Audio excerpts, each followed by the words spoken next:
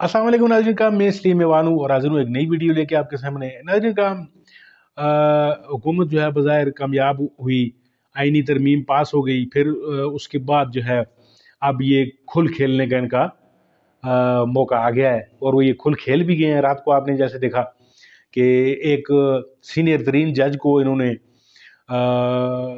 जो है उससे गुजरते हुए यही अब अख्तियार साहब को जो है वो चीफ जस्टिस से इन्होंने मुकर्रर कर दिया है। अब देखते ये हैं कि यही बख्तियार साहब जो हैं वो आइंदा आते वक़्त में इनके साथ क्या सलूक करते हैं। आप ज़रा ये इमरान रियाज साहब का जो है वो एक तबसरा देखिए, फिर इसके ऊपर बात करते हैं। एक तो सबसे बड़ी खबर यह है कि जस्टिस याह्या अफरीदी को चीफ जस्टिस ऑफ पाकिस्तान बना दिया गया है। इस हवाले से मैं आपको बताऊं कि ये ऑब्वियस था। बहुत सारे लोग ये कह रहे थे कि जस्टिस याह्या अफरीदी को बनाया जाएगा, तो क्यों बनाया जाएगा? हुकूमत की चॉइस जस्टिस याह्या अफरीदी को ही होना था। जस्टिस मुनीब अख्तर साहब से ये बहुत पुराने नाराज़ हैं। ये जो हुकूमती जमातें हैं जस्टिस मुनीब अख्तर साहब के फैसलों से खुश नहीं हैं, और वो जितनी टेक्निकली चीज़ों को देखते हैं, जितनी उनकी काबिलियत है, तो उनसे ये खाइफ रहते हैं। फिर एस्टेब्लिशमेंट हो या हुकूमत हो, कोई भी जस्टिस मुनीब अख्तर साहब को दबा नहीं सकता, लिहाजा वो तो ऑप्शन ही खत्म था। अब आ रहे हैं जस्टिस मंसूर अली शाह साहब। जस्टिस मंसूर अली शाह साहब से काफ़ी अरसे से मुलाकातों की कोशिश की जा रही है। ये अब मैं आपको खबर दे रहा हूँ कि उनसे मुलाकातों की कोशिश की जा रही है। मिडल मैन ने बड़ी कोशिश की कि जनाब किसी तरह जस्टिस मंसूर अली शाह साहब की मुलाकात करवा दी जाए ताकतवर हलकों में, लेकिन न सिर्फ उन्होंने मुलाकात करने से इनकार किया बल्कि इस मामले को रिपोर्ट भी कर दिया कादी फ़ायद ईसा साहब को कि जनाब मुझसे मुलाकात के लिए कहा गया, तो मैंने आपको बताया मेरी जिम्मेदारी है, क्योंकि जजेस बताते हैं मिसकंडक्ट हो जाता है, वरना उनको बताना होता है अपने रूल्स के मुताबिक। तो मंसूर अली शाह साहब ने किसी भी किस्म की सौदेबाजी से इनकार किया, तो उन्हें सौदेबाजी के लिए कहा जा रहा था कि अगर वो सौदेबाजी कर लें तो वो चीफ जस्टिस ऑफ पाकिस्तान बन जाएंगे, लेकिन उन्होंने इनकार किया। तो तीसरी चॉइस एक ही रह गए थे, जस्टिस याह्या अफरीदी। अब जस्टिस याह्या अफरीदी साहब के बारे में कुछ लोगों का ये दावा था कि वो इनकार कर सकते हैं। ये कोर्ट रिपोर्टर्स भी कह रहे थे, कुछ वकला भी कह रहे थे, लेकिन अभी तो गवर्नमेंट ने क्योंकि उनका नाम दे दिया है और उनका तकर्रुर कर दिया गया है चीफ जस्टिस ऑफ पाकिस्तान के तौर पे, और अब सिर्फ उनको हलफ उठाना है, तो देखना यह है कि क्या वो ऐसा करते हैं या नहीं करते। क्योंकि देखिए उनके पास अभी उनकी सर्विस पड़ी हुई है, वो 3 साल के बाद अपनी रिटायरमेंट की उम्र से पहले चीफ जस्टिस के ओहदे से फारिग हो जाएंगे। तो क्या एक चीफ जस्टिस अपनी रिटायरमेंट के बाद भी रह सकता है? ये नई सिचुएशन है, ये कानूनी राय बाद में लेंगे, लेकिन मामला ये है कि वो इनकार कर सकते थे, कुछ लोग कह रहे थे, लेकिन अभी तक तो कोई ऐसी खबर नहीं आई। आज का दिन बहुत इंपॉर्टेंट है, आज का और कल का, तो हमें पता चल जाएगा कि जस्टिस याह्या अफरीदी इसके ऊपर क्या रद्द अमल देते हैं। आज 23 तारीख है, 25 तक कादी फ़ायद ईसा साहब चीफ जस्टिस ऑफ पाकिस्तान है, और 26 को याह्या अफरीदी साहब जो हैं वो हलफ उठाएंगे। और पाकिस्तान तहरीक इंसाफ ने इस हलफ में शामिल होने से इनकार किया है, क्योंकि वो ये समझते हैं कि ये ज़्यादती हो रही है। जस्टिस मंसूर अली शाह साहब को आईने पाकिस्तान के मुताबिक चीफ जस्टिस ऑफ पाकिस्तान बनना चाहिए था। ये सिर्फ उनका रास्ता रोकने के लिए और उन्हें रास्ते से हटाने के लिए, क्योंकि वो समझौता नहीं कर रहे थे। देखिए ना, ख्वाजा आसिफ अपने मुंह से कहते रहे, राना सनाउल्लाह, बाकी लोग भी, कि अगर चीफ जस्टिस आ गए मंसूर अली शाह साहब तो हमारा तो अक्टूबर के अंदर हुकूमत चली जाएगी, हमारे तो हल्के खुल जाएंगे, हमारे तो ट्रिब्यूनल जो है वो काम शुरू कर देंगे, तो हमारे जाली फार्म 47 के ऊपर जो हुकूमत बनी हुई है तो टिकेगी नहीं। तो हुकूमत को बचाने के लिए उनके लिए ज़रूरी था। कादी फ़ायद ईसा साहब जैसा जज तो उनको नहीं मिल सकता दोबारा। कादी फ़ायद ईसा साहब ने जो खिदमात सर अंजाम दिए हैं, जिस तरह उन्होंने मुनसफ की सीट के ऊपर बैठ के काम किया है, ऐसा काम तो मुझे नहीं लगता कि तारीख में पहले किसी ने किया था या आइंदा कोई जज कर पाएगा। जस्टिस याह्या अफरीदी साहब जो हैं वो इन तीनों के अंदर से हुकूमत को लगा कि शायद हमारी हुकूमत इनके लगते हुए या इनकी मौजूदगी में ज़्यादा चल जाए, लेकिन ये याह्या अफरीदी साहब हैं, एक बात याद रखिएगा। और पठानों का जो ट्रैक रिकॉर्ड है ना, वो कोई इतना अच्छा नहीं होता कि आप उन्हें कंट्रोल कर सकें। बहरहाल एक जज है, एक चॉइस है हुकूमत की। अब मंसूर अली शाह साहब के बारे में भी बहुत सारे लोग दावा करते थे और बड़े सीनियर जर्नलिस्ट दावा करते थे, वकला तंजीमें बड़ा रोला डालती थी। तो मंसूर अली शाह साहब के बारे में कहा जाता है कि अदलिया में जजेस की अगर सबसे बड़ी तादाद किसी जज के साथ खड़ी है तो वो मंसूर अली शाह साहब है, और इन्हें हटा देना हुकूमत के लिए इतना आसान नहीं होगा। एक बहुत बड़ी चट्टान है, बहुत बड़ी रुकावट है, बड़े तगड़े जज हैं। अब मंसूर अली शाह साहब को हटा दिया गया, रुकावट डाल दी गई, और उनकी जगह पे याह्या अफरीदी साहब जो तीसरे नंबर पे हैं उनको लाया गया है। और ये आईनी तरमीम ही सिर्फ इस मकसद के लिए की गई है, क्योंकि फौरी तौर पर यह कार्रवाई की गई, वरना ये आईनी तरमीम अगर मंसूर अली शाह साहब के खिलाफ ना होती तो 26, 27, 28, 29, 30 कभी भी आ सकती थी। लेकिन 4-5 दिन पहले लाने का मतलब यह है कि मंसूर अली शाह साहब को हटाना था। अब देखना यह है कि जिस रद्द-ए-अमल की तवक्को की जा रही थी कि जस्टिस मंसूर अली शाह साहब और उनके साथी जजेस बड़ा सख्त रद्द-ए-अमल देंगे और कोई एक्टिविटी बड़ी हो सकती है इस मुल्क में, तो वो अभी तक तो नज़र नहीं आई। और अगर ये नहीं होती तो मेरा एक सवाल है, बड़ा बुनियादी सवाल है आप सब लोगों से, है कि क्या जजेस अपनी अदलिया के लिए खुद खड़े नहीं हो सकते? और अगर वो अपनी अदलिया के लिए, अपनी अदलिया की आज़ादी के लिए, उसकी बका के लिए जजेस खड़े नहीं होते, तो वो आम आदमी क्यों सड़कों पे जाके डंडे खाए, आंसू गैस के शेल खाए और तकालीफ बर्दाश्त करे? ये सवाल वैसे जजेस को भी अपने आप से पूछना चाहिए। अगर वो खुद खड़े नहीं हो रहे तो उनके लिए पूरी कौम खड़ी होने के लिए तैयार भी हो तो क्या फ़र्क पड़ता है। यानी ऐसा तो नहीं है कि वो सिर्फ बैठे हैं और हर चीज़ उनको प्लेट में ला के दी जाएगी।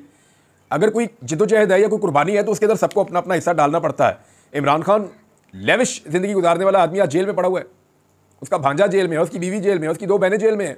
एक बहन जो है वो जेल में नहीं है, वो जेल के दरवाजे पर ही रहती है कि मुझे मेरे भाई से मिलवा दो, मुझे मेरे भाई से मिलवा दो, मेरे भाई की हालत पता नहीं तुमने क्या कर दिया, क्यों नहीं मिलवा रहे। तो बहन की तकलीफ है ना। ऐसी सूरत पाकिस्तान में किसी सियासतदान के साथ नहीं हुई। अगर इमरान खान जैसा आदमी जिसने शहजादों वाली जिंदगी गुजारी है वो इतनी कुर्बानी दे सकता है, तो ये सुप्रीम कोर्ट और हाई कोर्ट के जजेस अगर अपने खिलाफ होने वाली नाइंसाफी पर नहीं बोलते तो फिर पाकिस्तानियों को क्या पड़ी है। ये सवाल है। लोग उठेंगे, मुझे पता है, लोग जोर लगाएंगे, लोग अपना हक अदा करेंगे, लेकिन ये लोग क्या हमेशा अपने कंफर्ट जोन के अंदर ही रहेंगे, कंफर्ट जोन से बाहर नहीं निकलेंगे। देखें ना, इमरान खान से अच्छी जिंदगी तो इन्होंने नहीं गुजारी। उसने तो पूरी दुनिया में उसका नाम है, जहां जाता है वीआईपी हो जाता है। अगर वो इतनी मार खा रहा है तो ये लोग अपने हक के लिए क्यों नहीं, और वो अपने हक के लिए नहीं, कौम के हक के लिए मार खा रहा है, और ये अपने हक के लिए अगर खड़े नहीं होते तो फिर बड़ी माजरत, मैं कोई सख्त अल्फाज नहीं कहना चाहता। अच्छा जी, ये हुकूमत की चॉइस है, एक बात ध्यान में रखिएगा। ये याया अफरीदी साहब को ये इम्तियाज़ हासिल होगा आज तक आने वाले चीफ जस्टिस में कि ये 3 पॉलिटिकल पार्टी जो हुकूमत में है उनकी चॉइस है, MQM, पीपल्स पार्टी और नून लीग, अपना चीफ जस्टिस लाई है। कल कोई उन्हें सूट करें या ना करें, लेकिन वो अपना चीफ जस्टिस लेकर आए हैं।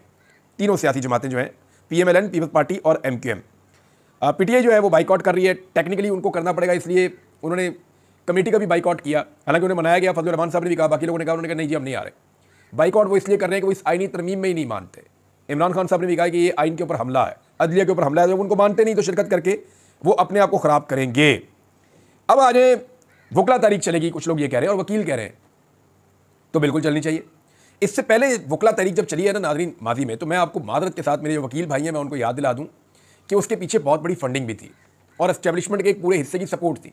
अगर परवेज़ मुशर्रफ वकला तहरीक के हक़ में नहीं थे तो जनरल कियानी उस वक्त वकला तहरीक के हक़ में थे, और जनरल कियानी परवेज़ मुशर्रफ के साथ साजिश कर रहे थे, जो DGISI थे, और पैसा भी बहुत खर्च हो रहा था वकला तहरीक के ऊपर, बेशुमार पैसा खर्च किया था पॉलिटिकल पार्टीज़ ने, बाहर से भी पैसा आया था। तो उस वक्त ये तहरीक चल गई थी। हालांकि वकीलों ने बड़ी कुर्बानियाँ भी दी हैं, बड़ी मारें खाई हैं, लेकिन पैसा भी बहुत था। अब बगैर पैसे के क्या वकला एक तहरीक खड़ी कर सकते हैं? सवाल यह है। एस्टेब्लिशमेंट की बिल्कुल सपोर्ट नहीं होगी, क्या उसके बगैर वकला एक तहरीक खड़ी कर सकते हैं? दो चीज़ें ना, पैसे और एस्टेब्लिशमेंट की सपोर्ट के बगैर क्या वकील अपनी तहरीक खड़ी कर सकते हैं? तो मुझे भी इसका जवाब नहीं पता। वकील इसका जवाब आने वाले दिनों में आपको दे देंगे। एक और नाज़रीन इंसिडेंट हुआ जो मुझे आपको बताना पड़ेगा। एक तो आईनी तरमीम के मामले के ऊपर जो है वो HRCP का स्टेटमेंट आ गया, ICJ का स्टेटमेंट आ गया, आलमी मीडिया जो है उसके बहुत सारे स्टेटमेंट आ गए, वकला तंजीमों के बहुत सारे स्टेटमेंट आ गए, और इस आईनी तरमीम को कोई भी अच्छी नज़र से नहीं देख रहा। इसको सब तनकीद कर रहे हैं। सबको ये लगता है कि पाकिस्तान के आइन में ऐसी तरमीम की गई है कि पाकिस्तान की अदलिया के पर काट दिए गए हैं, पाकिस्तान की अदलिया को टूथलेस कर दिया गया है, पाकिस्तान की अदलिया का सर कुचल दिया गया है। ऐसा लगता है कि अदलिया के साथ ज्यादती हुई है। अब इस आईनी तरमीम का जो तरीक़ेकार था जिस पर हम पहले बात कर रहे थे, उसको अगर आप देखें तो कासिम रोंचो साहब जो हैं, ये अख्तर मेंगल साहब के सेनेटर थे और ये गायब थे कई दिनों से। इन्होंने अख्तर मेंगल साहब के साथ खड़े होकर एक प्रेस कॉन्फ्रेंस की। एक तो ये गए थे सेनेट में, तो सेनेट में फौरी तौर पर फजल रहमान साहब के सेनेटर ने कहा जी कोरम पूरा नहीं है, फ़र्क करो। हालांकि वहाँ पे इन्होंने तकरीर करके बताना था कि इस सेनेट में मुझे कैसे लाया गया, कौन लाया, कैसे ज्यादती हुई, लेकिन नहीं बता पाए। इन्होंने उसके बाद इस्तीफा दिया, और इस्तीफा देके आके जो इन्होंने स्टेटमेंट दिया, जो प्रेस कॉन्फ्रेंस की, वो मैं आपको बता देता हूँ। इन्होंने कहा जी मुझे 6-7 दिन तक जोरावर ताकतवर लोगों ने अपने पास मेहमान बनाकर रखा। मैंने उनसे कहा कि मैं नहीं भागता यार, मुझे घर जाने दो, मुझे वहाँ मच्छर काटते रहे, मुझे मलेरिया हो गया। 2 मरतबा मेरा डायलिसिस करवाने के लिए भी वो खुद अपने साथ अस्पताल लेकर गए, और 1 मरतबा जब मुझे मलेरिया हो गया फिर भी मुझे अस्पताल ले जाकर उन्होंने चेक करवाया। मैंने उन्हें कहा मुझे घर जाने दो, मैं क्यों मुल्क से नहीं भाग जाऊंगा। तो उन्होंने मुझे कहा कि नहीं जी आपने हमारे खाने खाने हैं, 4 दिन अभी आप और हमारे मेहमान हैं। जी नाज़रीन, आप वीडियो आपने मुलाहिज़ा फरमाई। वीडियो में जिस तरीके से इमरान रियाज साहब ने जो है वो पूरा एक सिनेरियो आपके सामने, पूरा एक चीज़, पूरा एक तजिया आपके सामने रखा कि जिसमें उन्होंने ये फरमाया कि ये बख्तियार साहब जो हैं वो तीसरे नंबर पर जो है वो सीनियर जज थे। इनसे पहले 2 जजेस को जो है वो मंसूर अली शाह साहब थे, एक और जज साहब हैं, उनको इन्होंने सुपरसीड करते हुए ये बख्तियार साहब को चीफ जस्टिस के लिए नामजद किया। अब नाज़रीन करम, आपको मैं थोड़ा सा माजी में ले चलता हूँ। परवेज़ मुशर्रफ का दौर आपको याद होगा कि नवाज शरीफ ने परवेज़ मुशर्रफ को जो है वो बाकी जो जर्नैल थे उनको पीछे छोड़ते हुए, यानी उनको उनकी सीनियरिटी को नज़रअंदाज करते हुए परवेज़ मुशर्रफ को आर्मी चीफ लगाया। और फिर आपने देखा कि जैसे परवेज़ मुशर्रफ ने इस नवाज शरीफ के साथ जो सलूक किया, इसको फिर कालकोठरी में डाला, फिर वहाँ पे यानी ये वहाँ से फिर ये चोरों की तरह डील करके भाग गया। अपनी जान बचाई इसने और फिर ये जदा चला गया। उसके बाद से फिर इसने यानी किसी भी जमहूरी हुकूमत में ये फिर वोट को जो इज्जत दे दो का नारा इसने झूठा मूठा लगाया, यानी ये झूठ बोलता है ये इंसान। ये किसी भी तरह का जमहूरियत के उसमें ये नहीं है, जमहूरियत को ये पसंद नहीं करता। ये हमेशा जो है ये कंधे इस्तेमाल करके ये आता है और ताने ये लोगों को देता रहा है।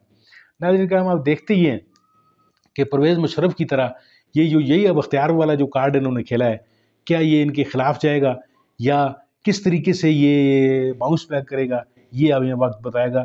और मेरी ये प्रिडिक्शन है, ये आप आज लिख कर रख लें कि ये बाउंस बैक करेगा नून लीग के लिए।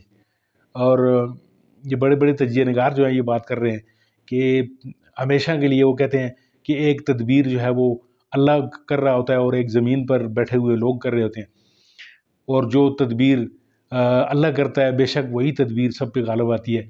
तो अब देखते हैं कि अल्लाह जो है वो ऊपर बैठा हुआ क्या तदबीर कर रहा है और इस मुल्क के खुदादाद के लिए क्या चीज़ जो है वो सामने होकर निकल कर आती है। नाज़रीन का बहुत बहुत शुक्रिया अपना वीडियो देखने के लिए। उम्मीद है आपको वीडियो अच्छी लगेगी। अगर आपको वीडियो अच्छी लगी तो इसको करें, मेरे चैनल को सब्सक्राइब करें, मेरे इस वीडियो को लाइक करें, शेयर करें।